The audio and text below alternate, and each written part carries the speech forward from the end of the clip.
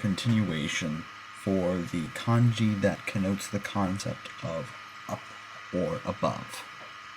These will deal with the verbs that kanji creates and the words that come directly from them, along with an introduction to Japanese verbs in general.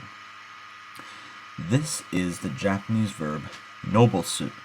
Note that the final sound of this word is a variation of the u sound. This particular one is su.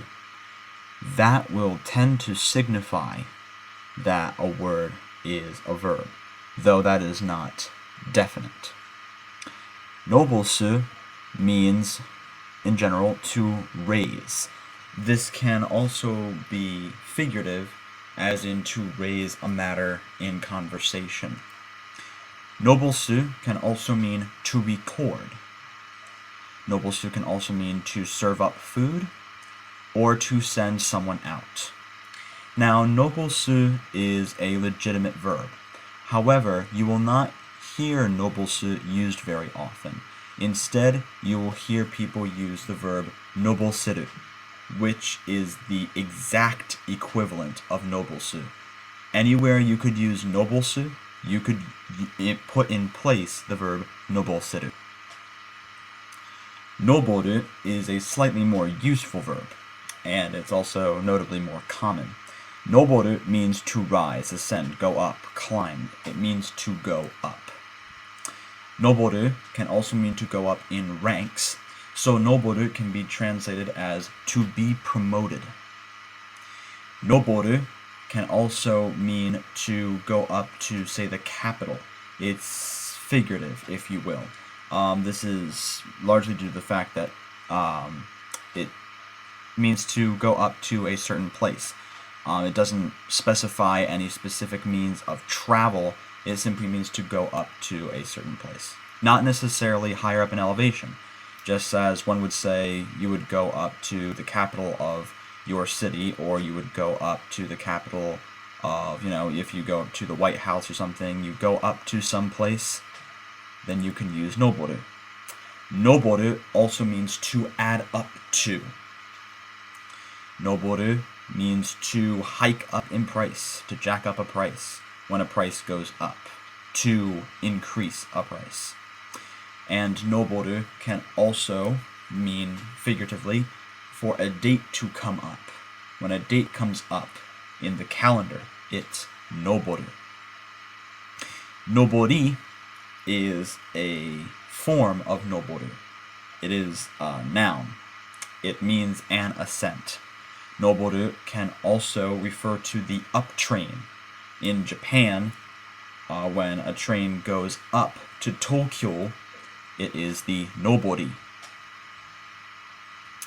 Agaru is another verb formed with this kanji. It also means to go up. However, when all these verbs mean to go up, that does not mean they're necessarily interchangeable. All these verbs give off this sense of going up, but they have their own specific usages as well. Agaru can also mean to enter, but use that sparingly. Use that meaning very sparingly. There is another verb you will learn very soon that means to enter.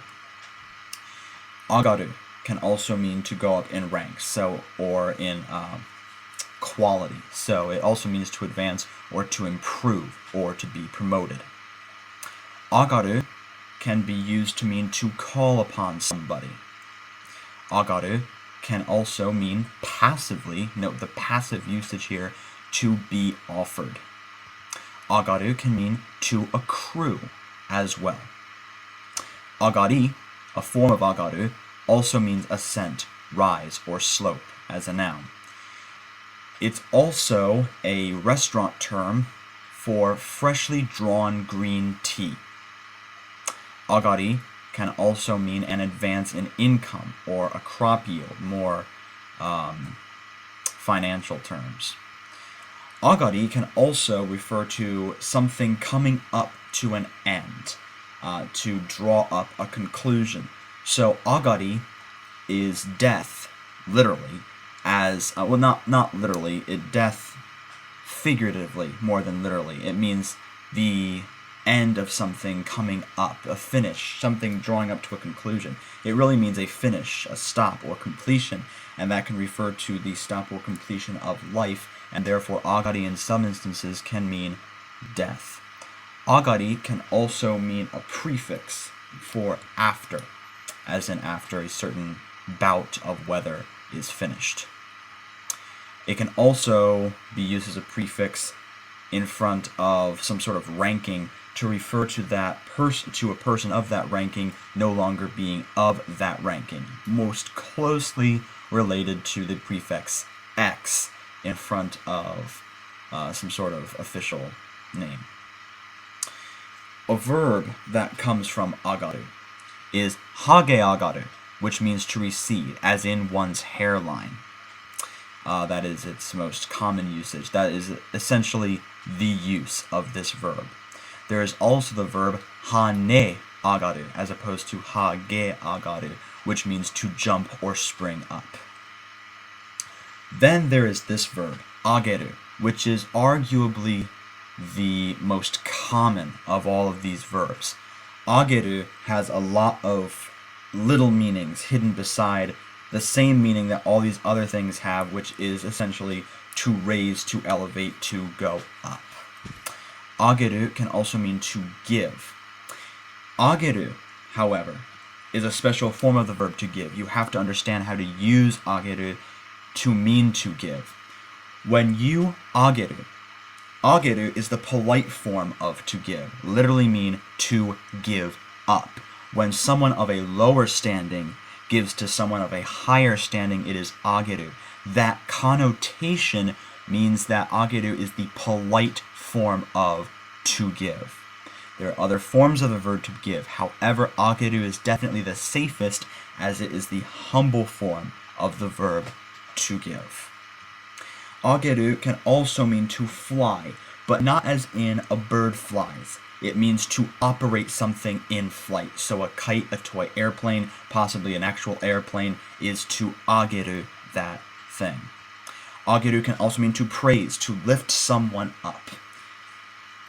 Ageru also means to increase or to advance or to promote, as do all these other things. Ageru can also refer to something coming up from the stomach, so ageru can also mean to vomit. Ageru can mean to usher in or to admit. Use that sparingly, as you'll have all sorts of other verbs that can mean the same thing. Ageru can mean to send someone up to school. Not necessarily to school, but that is the most common usage of ageru. Ageru can mean to offer or to present.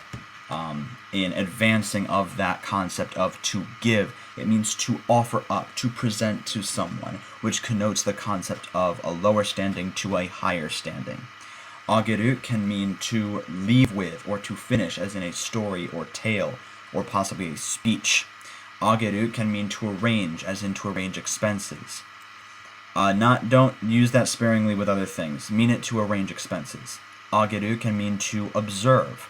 It can also mean to perform. Ageru can mean to quote or to mention. Ageru can mean to bear a child. Ageru can mean to improve. Ageru can mean to do up one's hair. Ageru can mean to arrest, to lock someone up. Ageru can mean to engage. Ageru can mean to fry. And ageru can mean to stop, as in weather. There are so many usages to this verb, it's almost maddening. You'll hear it all over the place. Age is a form of ageru, and it means a rise in price. It is a noun meaning a rise in price. There's a verb that comes from ageru, komi ageru, which is to feel nauseous. What it really means is a welling up of a feeling inside somebody. So it can also mean to feel one's heart, within one's heart, to feel something. So when someone is welling up with emotion, to fill up one's heart is komi ageru. So really, most nearly, it means to experience a welling up of emotion. There is also the verb makuri ageru, which means to tuck. There's also the verb taくし上げる, which is essentially the same thing. So now, a brief introduction to verbs. and how to form some of their forms. You are probably used to verbs changing due to person or plurality. Put that out of your mind right now, because that's not how Japanese verbs change at all. Because, and there's a reason for this, it's not just because.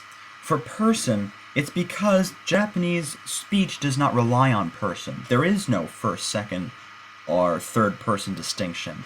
There are all sorts of words that connote the same concepts as I, we, you, and you plural, but technically they are locked in the third person. When you are saying I, you're really saying the person that is me. When you're saying you, effectively, person-wise, you're saying the person that is yourself. So, in terms of person, the Japanese speak in a permanent third person. So, verbs don't change by person.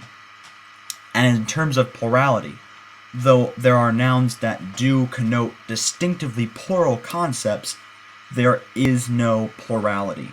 When there is the word, the suffix really tachi, that implies plurality, but there is no distinctive change between singular and plural.